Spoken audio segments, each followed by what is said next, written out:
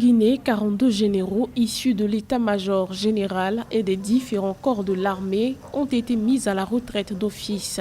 C'est suite à une série de décrets pris par le président de la transition, le colonel Mamadi Doumbouya, et communiqués dans la soirée du 12 octobre.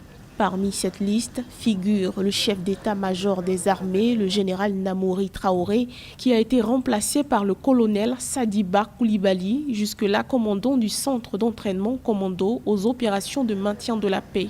Tous les titulaires et leurs adjoints opérant au sein des autres corps comme l'armée de terre et de l'air ou encore la marine ont été mis à la retraite.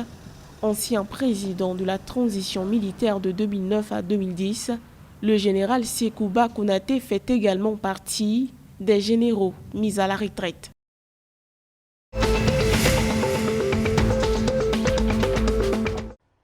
Une attaque armée a été perpétrée dans la nuit du mercredi 13 octobre en Côte d'Ivoire.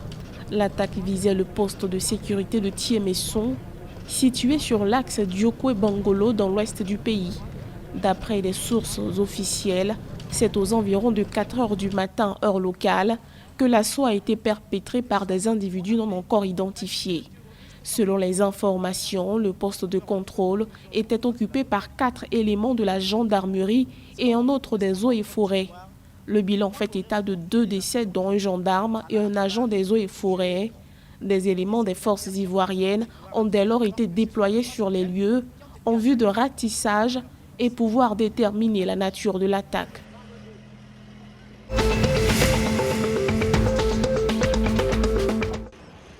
La valeur totale des obligations cotées émises en Afrique par les gouvernements et entreprises a atteint à fin juin 2021 536,1 milliards de dollars selon l'African Financial Market Index, l'indice des marchés financiers de la région dont les notes ont été publiées par le groupe bancaire sud-africain ABSA.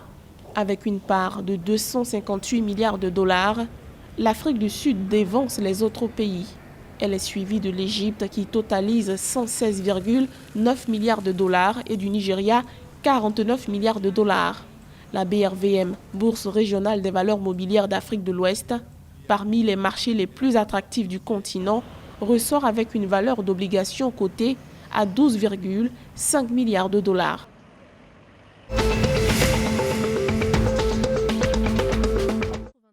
Les fédérations sénégalaises et gambiennes de golf ont annoncé avoir signé vendredi 8 octobre 2021 un accord visant à organiser la Sénégambian Golf Cup, une compétition conjointe de golf qui se tiendra désormais tous les ans entre les deux pays. Ce protocole vise à définir le cadre de collaboration dans lequel les fédérations de ces deux pays voisins que sont le Sénégal et la Gambie souhaitent travailler pour l'organisation de la dite compétition. Au cours d'un point de presse organisé à cet effet, les responsables des fédérations ont annoncé le lancement de la première édition de la Sénégambian Golf Cup du 26 au 27 novembre 2021 à Banjul, la capitale gambienne. 28 joueurs de chaque pays, dont 8 professionnels et 20 amateurs de part et d'autre, y participeront selon Baïdi Agne, président de la FSG, Fédération sénégalaise de golf.